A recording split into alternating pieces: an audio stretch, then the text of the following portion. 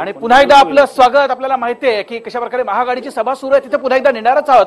मात्र त्या अगोदर आपण आज आलेलो आहोत या विशेष अशा जिल्ह्यामध्ये, पालघर जिल्ह्यात आपण आलेलो आहोत आणि विविध समस्या आहेत. कारण नागरी, डोंगरी आणि सागरी वेगवेगळ्या वस्त्या इथं आहेत, वेगळ्या संस्कृती इथे आणतात आणि असं असताना त्यांच्या समस्या देखील वेगळ्या आहेत. खासदार आपल्या सोबत आहेत, त्यांना आपण प्रश्न विचारतोय. इतर मान्यवर आपल्या सोबत आहेत, कार्यकर्ते विविध पक्षाचे आपल्या सोबत आहेत. सांगा काय नेमकी समस्या आणि काय नेमका प्रश्न?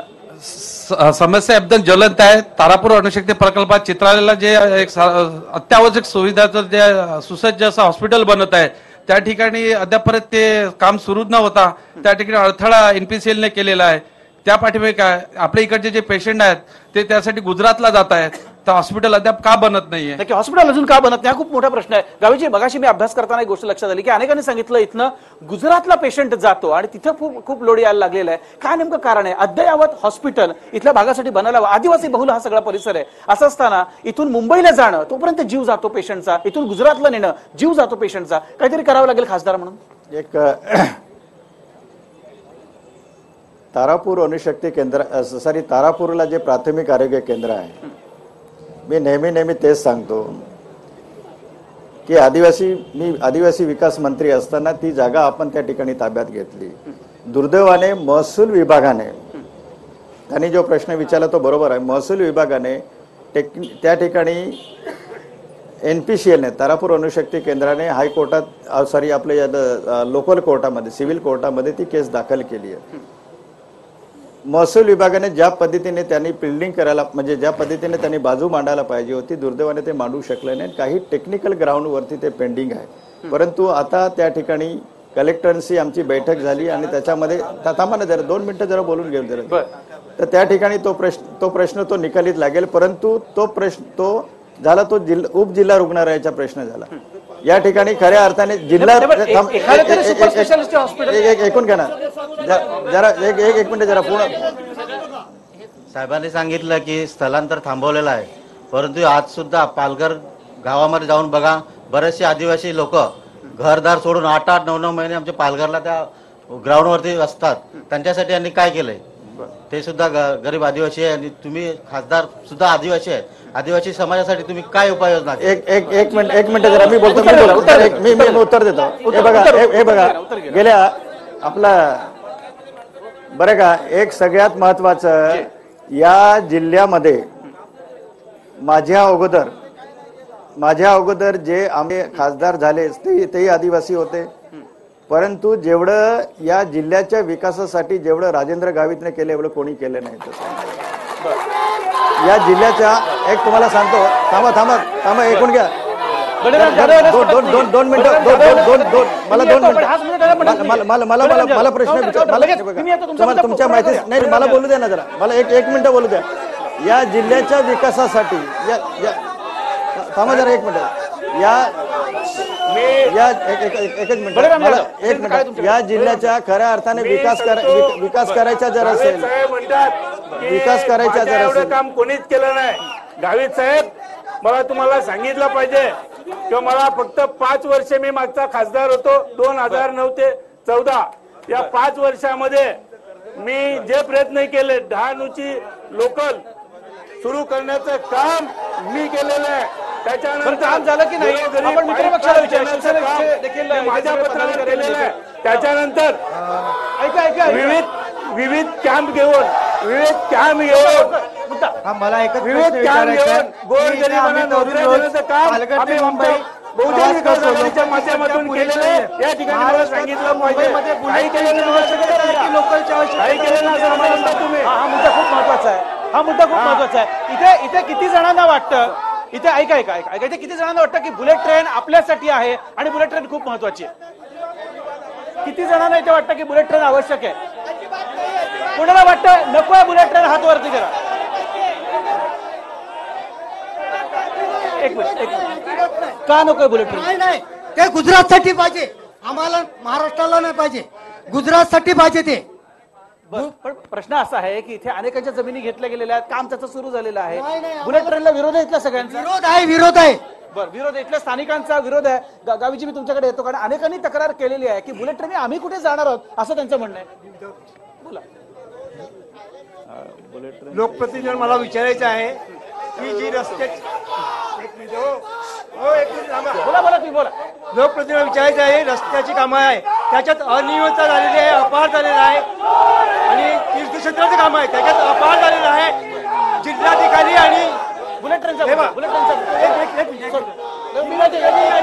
येतो तुमच्याकडे येतो. जिल्हाधिकारी या ठिकाणी बुलेट ट्रेनपेक्षा लोकल ट्रेनची जास्त गरज होती. मेल एक्सप्रेस मधले 5 बंद केलेले आहेत. अनेक रोजच्या लोकांना फाईन मारले जात आहेत. हे काँग्रेसचं सरकार असल्यापासून लोकलवरती दुर्लक्ष केलं आहे. बळीराम जाधव खासदार असताना लोकल वाढवल्या गेल्या आणि आताही तेच होते. तिघांनी सारखंच केलेलं आहे, स्थानिकांसाठी काही केलेलं नाही. बरं, स्थानिकांसाठी काही केलं नाही. मी पुन्हा तुमच्याकडे येतो, कारण शेवटी कार्यकर्त्यांचं तर म्हणणं ऐकायचं आहे. मात्र सामान्य माणसाला काय वाटतं भूमिपुत्रांना? गावीजी आपल्याला माहिती आहे रोज धकाधकीचा लोकलचा हा सगळा प्रवास आहे. हा करून जाताना आता काही तक्रार केलेली काही इथल्या स्थानिकांनी भूमिपुत्रांनी की लोकलची संख्या वाढवणं गरजेचं होतं. बुलेट ट्रेन नकोय आम्हाला ते म्हणतात, लोकल ट्रेन हवे आम्हाला आणि लोकल ट्रेन ही अद्ययावत पाहिजे, जास्तीत जास्त फेऱ्या पाहिजेत. कारण बुलेट ट्रेननी कोण जाणार हा सगळ्यात मोठा प्रश्न आहे की नाही, थेट थेट उत्तर घेऊया. बुलेट ट्रेन पेक्षा आमच्या लोकल नीट सुधारा असं म्हणणं आहे भूमिपुत्रांचं गावीची. रास्त मागणी आहे, खरं तर रास्त मागणी हे मान्य. ज्या ठिकाणी एखादा प्रकल्प जर लोकांच्या जर अहिताचा असेल आणि ज्या ठिकाणी लोकांच्या हिताचा असेल, जिथे हिताचा असेल त्या जर ज्या हिताचा असेल तर त्या ठिकाणी माझ्यासारखा सामान्य कार्यकर्ता खासदार म्हणून त्या हिताच्या प्रकल्पाच्या बाजूने राहणार असेल. प्रश्न असा आहे की बुलेट ट्रेन नेमकी कोणासाठी हा प्रश्न गावीची प्रश्न आज सगळेजण विचारत आहेत की आता इकडे पण बघतो की काय काय लिहिलंय. मेरा पीएम चोर आहे असं त्यांनी म्हटलेलं आहे. अर्थात पंतप्रधानांबद्दल असं लिहिणं हे कितपत योग्य आहे प्रश्न तुमच्याकडे? काँग्रेसमध्ये असताना स्वतः प्रकल्प समर्थन करतात. काँग्रेसमध्ये असताना या प्रकल्पाला विरोध केलेला आहे आणि आता समर्थन करतात. इथे कार्यकर्ते नसलेले अजून कोण आहेत? त्या भूमिपुत्रांना मला विचारायचं आहे.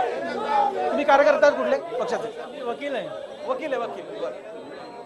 थेट थेट थेट थेट प्रश्न. थेट प्रश्न असा आहे की अनुसूचित जमातीसाठी लोकसभा सीट आहे पालघर. पालघरच्या जवळ आहे वाघोबा. तिकडे फक्त शिवसेना गव्हर्नमेंट असताना सौंदर्य स्थळ असं बोर्ड लावलं. तिकडे आजपर्यंत सौंदर्य स्थळ झालेलं नाही, होऊ शकतं. आणि जर सागरी भाग आहे पालघरच्या जवळ तर आजही पालघरमध्ये रस्त्यावर मच्छीवाले मच्छी विकतात. याविषयी पालघरमध्ये सुसज्ज मच्छी मार्केट होऊ शकतं की नाही होऊ शकतं. आणि वाघोबामध्ये चांगलं सौंदर्य स्थळ होऊ शकतं की नाही ज्यामुळे आदिवासींना काहीतरी रोजगार मिळेल. आणि केळवा जवळ आहे, मुंबईहून लोक येतात. पण केळव्यामध्ये केळवा गोवा होऊ शकतो की होऊ शकत नाही. मी बँकॉक बोलत नाही, पण गोवा तर करा, गोवा तर करा. एकदा टाळ्या उद्या. खूप खूप महत्वाचा मुद्दा वकील साहेबांनी उपस्थित केलेला आहे की केळवा हे गोवा नाही झालं तरी सुद्धा, बँकॉक नाही झालं तरी गोवा होऊ शकतं का? गावीची थेट विचारलेलं आहे. पर्यटन स्थळासाठी एवढं चांगलं सौंदर्य इथं निसर्ग सौंदर्य आहे, मग का ते युटिलाइज आपण करत नाही? बघा नेमका प्रॉब्लेम काय? नाही बरं का, एक बरं का, हे बघा या केळव्याच्या बाबतीमध्ये त्यांनी खूप चांगला प्रश्न उपस्थित केलेला आहे. मी एक मिनिट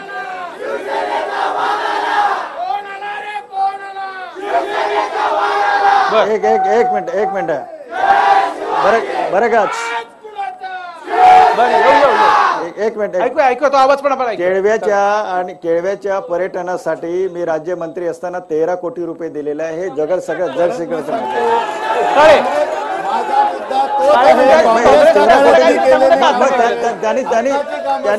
त्यांनी जे प्रश्न विचारला त्याला उत्तर दिलं ना, मी केलेलं आहे ना. त्यांना तुमचं म्हणणंच पटलं नाही. बरं, मी केलेलं आहे. प्रामाणिक प्रयत्न करतात असं त्यांचं म्हणणं आहे. आणि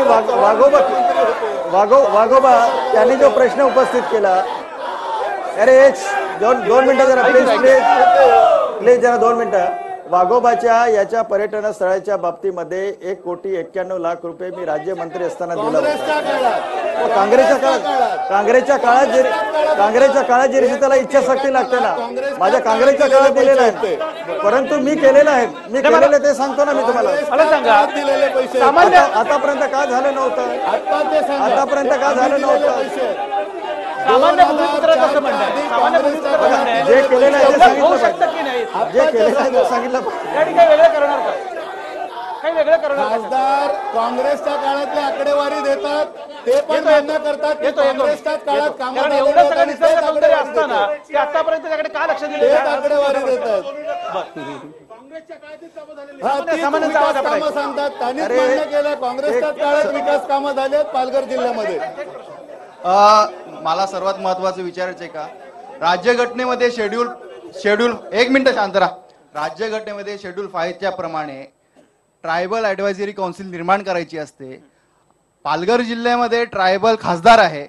मला थेट खासदार आजी माजी खासदार आहेत, दोघांना विचारायचं आहे टीएसी फॉर्म केले का आणि त्याची मेंबर झालेत का. आणि टीएसीचा अर्थ असा आहे का जेव्हा कॉन्स्टिट्यूशन संसदेत किंवा विधिमंडळामध्ये पास होतं त्याला पहिला ऍक्विशन करण्याच्या अगोदर टीएसीची परवानगी घ्यावी लागते. मग आजपर्यंत घेतलंय का आणि आजपर्यंत टीएसी फॉर्म केले का आणि टीएसी मध्ये जर फॉर्म केली असेल तर असे मुद्दे आलेत का, मला उत्तर पाहिजे. आधी गावी त्यांच्यासाठी झालं, दोघे आजी माजी खासदार आहेत त्यामुळे दोघांचंही उत्तर अत्यंत महत्वाचं. एक खासदार साहेब आपलं बळीराम जाधव साहेब ते उत्तर देतीलच, परंतु थांबा मी देतो जबाबदारी तुमची आता उत्तर द्यायची. थांबा एक जरा ऐकून घ्या ना. ट्रायबल ऍडवायझरी कमिटीची मीटिंग मध्ये तुमच्या माहितीसाठी म्हणून सांगतो 4 खासदार आणि 25 आमदार यांची कमिटी स्थापन झालेली आहे आणि त्याची जवळजवळ 17 तारखेला मुख्यमंत्र्यांनी त्या ट्रायबल ऍडवायझरी कमिटीची बैठक केली. त्या मीटिंगला मी स्वतः हजर होतो.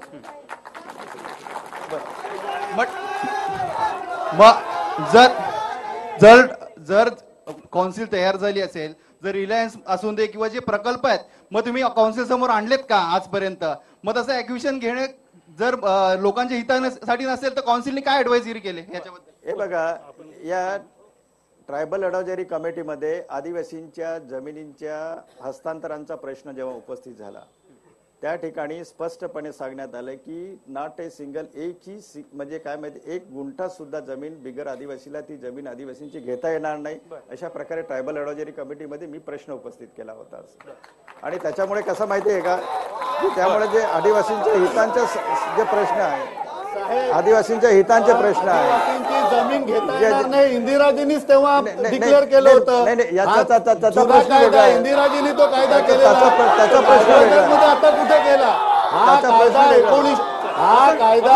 1972 सालचा आताचा कुठे कायदा आहे? विचारतो मगाशी एक मुद्दा उपस्थित झाला होता की बुलेट ट्रेन नेमकी कोणासाठी. कारण आपण बघितलं पालघर जिल्ह्यामध्ये अनेक शेतकरी जे ते नाराज आहेत, अनेक आदिवासी नाराज आहेत. यामध्ये बुलेट ट्रेनला मग तसा शिवसेनेने विरोध का केला? कारण भूमिपुत्रांचं आम्ही म्हणणं नेहमी मांडतो, त्यांची बाजू मांडतो अशी म्हणणारी शिवसेना याच्यात मागे का राहिली? शिवसेनेने नेहमी भूमिपुत्रांचा प्रश्न घेतलेलाच आहे. बुलेट ट्रेनला योग्य वेळी आम्ही विरोध केलेलाच आहे आणि आजही जर शेतकऱ्यांचा विरोध आहे, काम थांबलं नाही ना. स्थानिक नागरिकांचा थांबलंय कुठे? स्थानिक नागरिकांचा जर विरोध असेल तर शिवसेनेचा विरोध बुलेट ट्रेनला आहे आणि ते वेळोवेळी आम्ही जाहीर केला. दबाव कमी पडला शिवसेनेचा दबाव कमी पडला. शिवसेनेचा दबाव कमी पडलेला नाही. आज सुद्धा स्थानिक ठिकाणी स्थानिक नागरिकांचा विरोध असेल तर शिवसेनेचा बुलेट ट्रेनला विरोध आहे. आज सुद्धा विरोध आहे. एक प्रश्न सॉरी प्रिव्हियस क्वेश्चन आहे, फक्त बुलेट ट्रेनचं घेऊच. मला एक एवढंच सांगायचंय, 100% आरक्षण आदिवासींना स्थानिक प्रशासनात 100% आरक्षण दिलंय. 9 जून 2014चा राज्यपालांचा अध्यादेश आहे आणि त्याच्यानंतर 27 जानेवारी 2015ला रिट पिटिशन टाकलेली आम्ही आणि त्याच्यात स्टे घेतलाय, तो अजूनपर्यंत चालू आहे. मला सांगा, संविधानातली तरतूद काय सांगते की सर्वांना सरकारी नोकरीमध्ये समान संधी आहे, बरोबर? समान संधी असल्यानंतर सुप्रीम कोर्टाने भरपूर न्यायनिर्णय दिले आहेत त्याच्यावर. मला एवढंच सांगायचं आहे, जर जनजाती सल्लागार परिषदेची मीटिंग 11 तारखेला झाली, 17ला नाही, त्याच्यामध्ये असा विषय झालाय की जिथे 25% आदिवासी 25% आदिवासी 75% बिगर आदिवासी, तिथे 25% आदिवासींना 75% यांना, बरोबर? 50% असतील तिथे 50% आदिवासी 50% बिगर आदिवासी, पण 50%च्या वरती असतील तर 100% आदिवासींना. मग मला सांगा, लोकसंख्येच्या प्रमाणात नोकऱ्यांमध्ये आरक्षण आणि 100% आदिवासींना आरक्षण, हा प्रत्येक म्हणजे आदिवासी लोकसंख्या आणि इतर लोकसंख्या, प्रश्न थेट आहे की 100% आदिवासींनाच फक्त आरक्षण आणि मग बाकीच्यांना नोकऱ्यांमध्ये आरक्षण का नाही? मग ह्याच्यासाठी आपण काय प्रयत्न करतो?